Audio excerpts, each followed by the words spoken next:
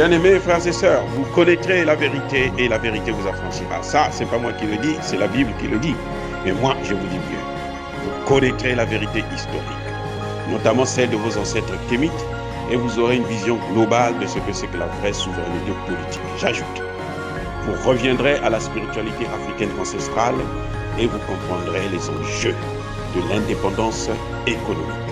Et pour terminer, vous accepterez votre identité culturelle kémite et vous obtiendrez deux choses. La première, c'est la paix. La seconde, c'est le développement, à une condition. L'unité de toute l'Afrique noire, l'unité de tous les Noirs du monde entier. Otep à tous, bienvenue sur la chaîne des panafricanistes par essence, par conviction et par excellence. Celle des citoyens kémites par nécessité et obligation de combat. Nous sommes une chaîne qui n'est guidée que par nos ancêtres et rien que par les ancêtres qui appartiennent à l'égrégore du monde noir. Par conséquent, nous ne croyons en aucun Dieu venu de l'étranger.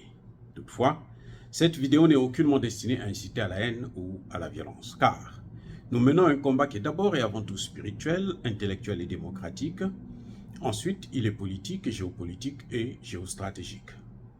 Contre l'impérialisme, le colonialisme, le néocolonialisme et l'endocolonat, qui sont tous qualifiés de crimes contre l'humanité. Nous menons ce combat sur la base du principe fondamental que nous avons hérité de nos ancêtres kémites, qui est celui de la Mahat, c'est-à-dire solidarité, vérité et justice. Vous êtes donc en droit de connaître la vérité et nous avons l'obligation de vous dire la vérité, rien que la vérité, afin que justice soit rendue au continent africain. Et ça, c'est notre modeste contribution dans cette noble lutte en faveur de la souveraineté, la dignité, la solidarité et l'unité africaine. C'est exactement ça que nous appelons le panafricanisme. Bien-aimés frères et sœurs, l'Ukraine et son président Zelensky sont devenus les dindons de la farce. On attendait que le sommet de l'OTAN puisse accoucher à l'entrée, puisse confesser, puisse accepter, recevoir l'entrée de l'Ukraine dans l'OTAN. C'est niet. Les otaniens qui font du réalisme, selon en politique le réalisme, c'est l'humanisme. Mais le cynisme, c'est la criminalité, c'est la cruauté la plus totale. Les pays de l'OTAN sont cruels. Parce que l'Ukraine se disait, en rentrant dans l'OTAN, cette guerre, je ne veux plus la mener seule, je vais la mener avec les troupes de l'OTAN. En fait, c'est ce que Zelensky attendait. Mais par cynisme total.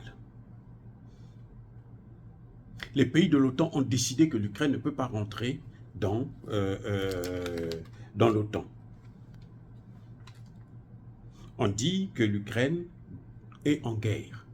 Oui, c'est vrai que la charte avait prévu, la charte de l'OTAN prévoit déjà que un pays qui est en guerre ne peut pas rentrer dans l'OTAN. Ils auraient pu faire une exception puisque ce sont eux qui ont demandé à l'Ukraine de faire la guerre. Mais ce n'est pas tout. Ils demandent à l'Ukraine de gagner la guerre pour entrer dans l'OTAN. Ça, c'est le cynisme, c'est le jusqu'au boutisme. Et il faut que l'Ukraine puisse lutter contre la corruption. Et ils disent que,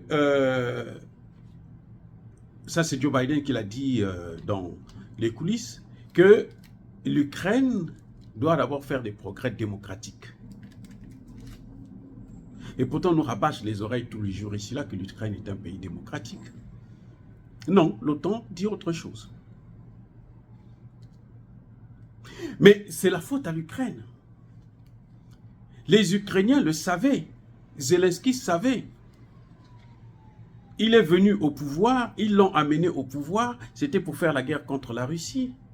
Et on lui avait dit que si tu fais la guerre contre la Russie, à ce moment, tu auras le passeport pour rentrer dans l'OTAN. C'est ton visa. Et maintenant, la seule chose que Zelensky est allé avoir, ce sont les missiles Scalp de la France, d'Emmanuel Macron, qui est toujours en guerre contre la Russie. Une guerre qui ne déclare pas ouvertement, mais en tout cas, il mène la guerre contre la Russie. C'est devenu une affaire personnelle. Ce que Emmanuel Macron oublie, que les Scalp, là, c'est le même missile plutôt que Shadow, que les Anglais avaient envoyé à l'Ukraine pour lancer l'offensive. C'est le même, exactement. C'est la même marque, c'est le nom qui change. Chez les Anglais, ils appellent ça Shadow, et puis chez les Français, ils appellent ça Scalp. C'est tout. Il n'y a pas de différence. Donc c'est quoi? C'est ce qu'on appelle du déjà-vu. Les Russes maîtrisent ça. Aujourd'hui, aux États-Unis, tout le monde sait que l'Ukraine va perdre la guerre. Mais on demande à certains experts américains, des journalistes notamment, et même des militaires, qui disent qu'il faut que les États-Unis puissent envoyer leurs troupes directement au sol, qu'ils puissent rentrer directement en guerre, qu'ils soient co-belligérants. Voilà ce qu'on envisage aujourd'hui aux États-Unis. Et là encore, le problème, c'est que même les États-Unis sont affaiblis sur le plan militaire. Les États-Unis sont habitués à faire des guerres par procuration. Et oui, ils vous permettent, ils vous poussent à vous battre, et puis eux, ils sont à côté, ils acclament. Et le vainqueur reçoit maintenant le cadeau des États-Unis, puis se rapproche des États-Unis, et les États-Unis le colonisent. C'est comme ça. Parce que les États-Unis sont traumatisés depuis la guerre du Vietnam, qu'ils ont perdu devant des Vietnamiens. Et depuis, ils n'ont plus jamais gagné une seule guerre. En Irak, ils ont été humiliés. En Afghanistan, tout récemment, là, ils ont été humiliés. En Somalie, ils ont été humiliés. Les Américains n'ont jamais gagné de guerre. La Libye, c'est les forces de l'OTAN. Les Américains seuls ne partent pas. C'est d'ailleurs pour ça que les Américains n'ont jamais voulu détruire l'OTAN. Parce qu'ils savent qu'il y a d'autres gens qui vont se battre pour eux, les Européens.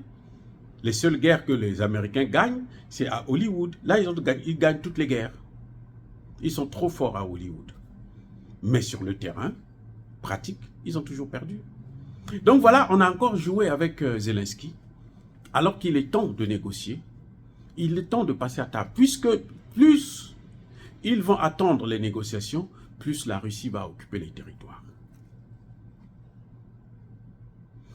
Les forces sur le terrain, la Russie a au moins 500 000 hommes.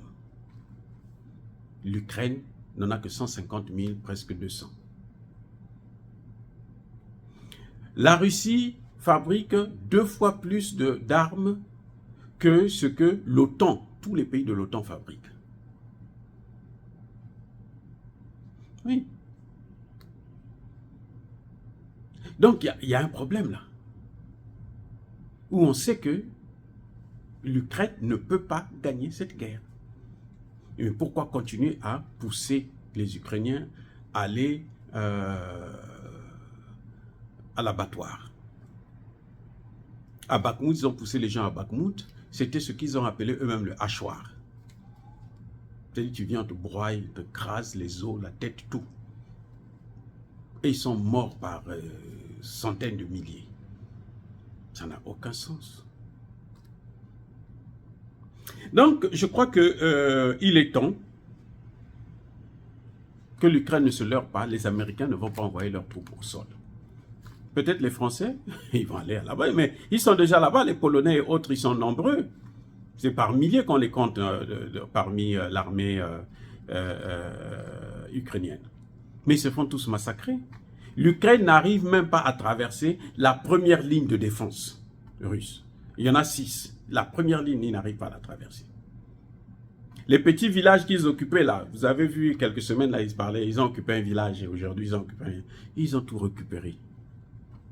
C'est-à-dire que les Russes, en fait, ce sont des pièges qu'ils tendent aux Ukrainiens.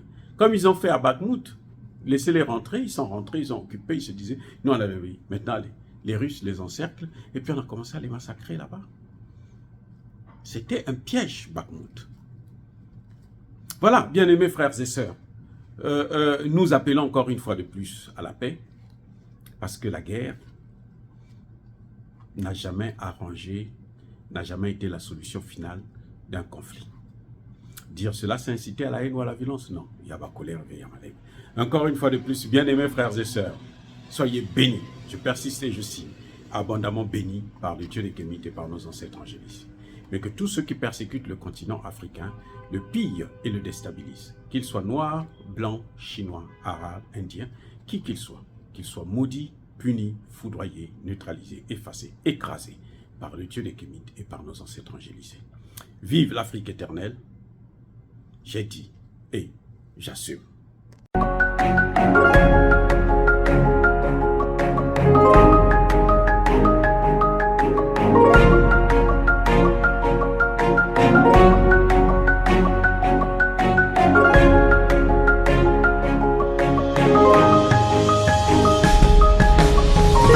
Eux, ils marchent par la foi et non par la vue. Mais moi, je vous conseille vivement de marcher par la connaissance scientifique et historique, notamment celle de nos ancêtres kémites, par les 5 sens et par l'intelligence.